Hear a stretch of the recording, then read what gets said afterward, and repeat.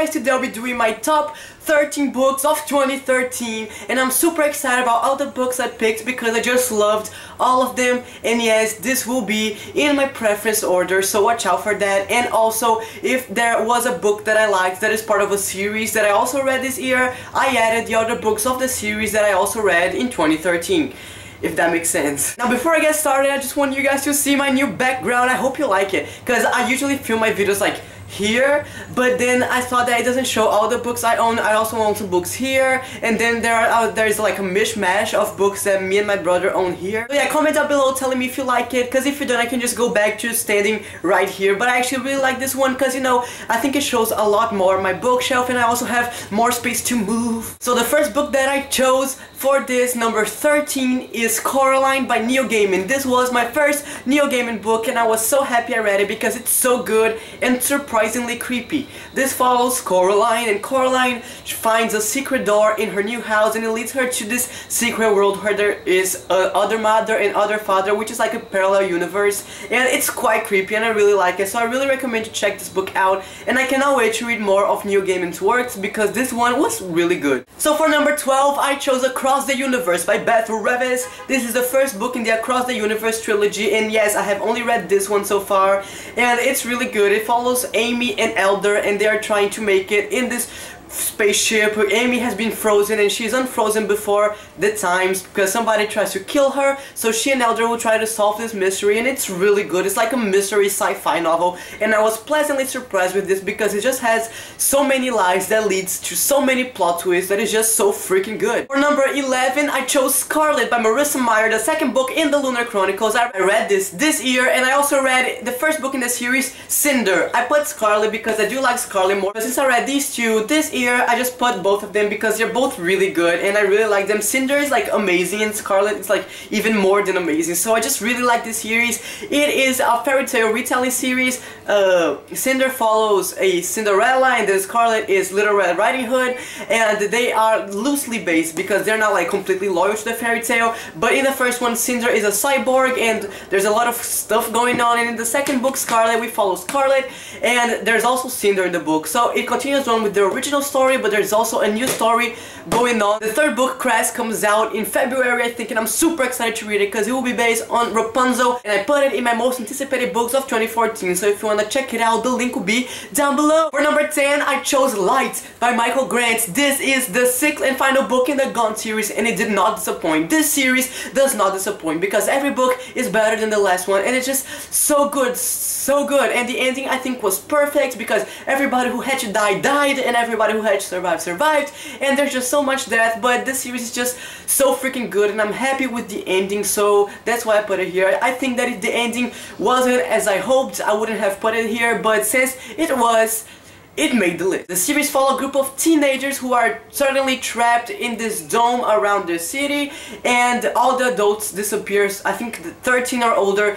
Everyone who is 13 or older disappear, and now these kids have to survive, but the dome brings the worst out in people, and not only that, there are some crazy mutations going on, so it's like a Teen Under the Dome by Stephen King, but it has its own original twist on it. For number 9, I chose The Evolution of Mara Dyer by Michelle Hodkin. This is the second book in the Mara Dyer trilogy, and I also read the first book this year, which is The Unbecoming. This series is so good. It follows Mara Dyer, and there is an accident where all her friends and boyfriend die. She's the only one who survives, and she starts going crazy, so she has to figure out what's going on, but there's also some supernatural aspects on it, which is really cool. And the fact that Mara Dyer hallucinates a lot in the book makes you not sure of what is real and what is not, and it just has this great confusing feeling, if that makes sense, that just makes you want to keep reading. So I really recommend this series if you haven't checked it out yet. The Unbecoming of Mara Dyer was like really good. I gave it 4 out of 5 stars, but then I read The Evolution of Mara Dyer, and it was amazing. It was so good. There's like so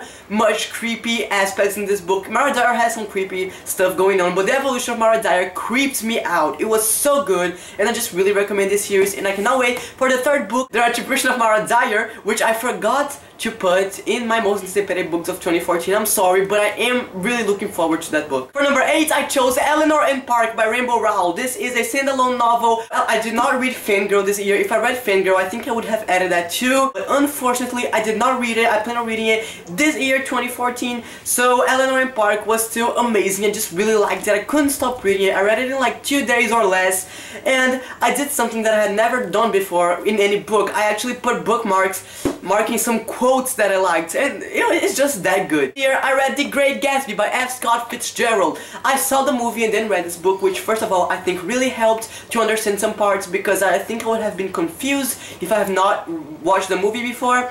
But The Great Gatsby is such a good book. It leaves you like so interested in what is going to happen next, and there's such great profound characters. Characters are so complex and profound, and it's just a very interesting character-driven book. And I love character-driven books because the characters are what make up the story technically, so I just really like this book. Then I read Pride and Prejudice by Jane Austen. I actually have 2 editions of this book because it shows how much I loved it. Now, for me, 2013 was a great year for classics, even though I only read like 4 classics. The classics that I read, I really liked, and like The Great Gatsby, Pride and Prejudice was fantastic. It's a lot harder to understand since The Great Gatsby is a modern classic per se, while Pride and Prejudice was written in the early 19th century, but it's still a really good book after you get used to the complicated and different writing. So in this video so far, I have had Coraline, which is middle grade, a lot of books which were young adult, and 2 classics. And now it is time for me to show you an adult contemporary, and that is Where'd You Go, Bernadette by Maria Semple. I absolutely loved this book. It is my first adult contemporary, and it's kind of a humor book too. I read it back in August, and I just had so much fun reading it. I read it in the car. I think I was going from Boston to New York City, and then from New York City back to Boston, and that's when I finished this book because it was just so freaking good. It's amazing. It tells the story of Bernadette and how she lives in Seattle with her daughter, and it's actually like mostly in the perspective of her daughter, but Bernadette is such a fun, crazy character, flawed, so flawed, but it's just hilarious, and it's just so fun to read. And this book actually is the first, like, I would say, the two-thirds of this book is written in emails and faxes and letters, which is just a really interesting way of reading. So I really like this book, and I definitely recommend it, and I cannot wait to check out more adult contemporaries. The 4th book of the year is Harry Potter and the Order of the Phoenix by J.K. Rowling. Now, this is the biggest book I've ever read, but it's also one of the best because it was fantastic, such a good book. It kept my interest the whole way through, and it is so far my favorite in the series. I don't know if the Deathly Hallows will get like past it, but it's still my favorite in the series. It's so good, and I just want to add the whole series with this book because I read the whole series from 1 to 6 this year, and I just really liked all the books. It did not disappoint. For number 3, I chose The House of Hades by Rick Riordan, the 4th book in the Heroes of Olympus series. This book was fantastic. I read it in like 3 days, and it's freaking humongous, and it was just such a good book. I really liked this book. It was fantastic, and the fact that it took place in different settings was great. I cannot tell you what it is about because it will spoil the other books in the series, since the ending for the 3rd book is pretty huge, but this book is fantastic and I really liked it. And if you haven't read Percy Jackson yet, what are you doing? Because this series is amazing, and The House of Hades was not an exception to that because it was fantastic. Number 2 on my list is Clockwork Princess by Cassandra Clare, the 3rd and last book in the Infernal Devices series, and this book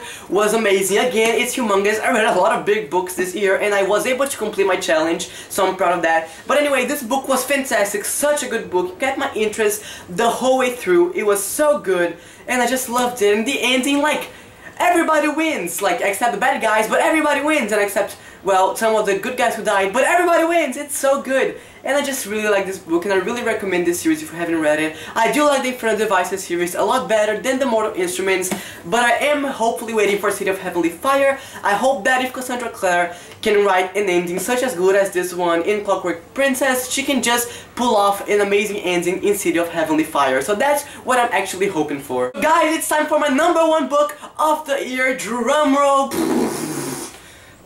That's a drum, I promise. My number 1 book of 2013 was Wonder by R.J. Palacio, and this was actually the first book that I read in 2014, and it's just an amazing, feel-good, amazing book. It is a contemporary middle grade. It tells the story of Augie, and Augie was born with a deformed face. The book's about Augie stop being homeschooled and going to an actual public school in the United States, and him coping with people looking at him and all that stuff. It's such a good book. It's amazing. Like, it's so happy and good that it just makes you feel happy and good. And I hope I can reread it this year because it was just fantastic, and it is one of my favorite books of all time. So I definitely recommend this book if you haven't read it. These are my top 13 books of 2013, and I hope you enjoyed this video.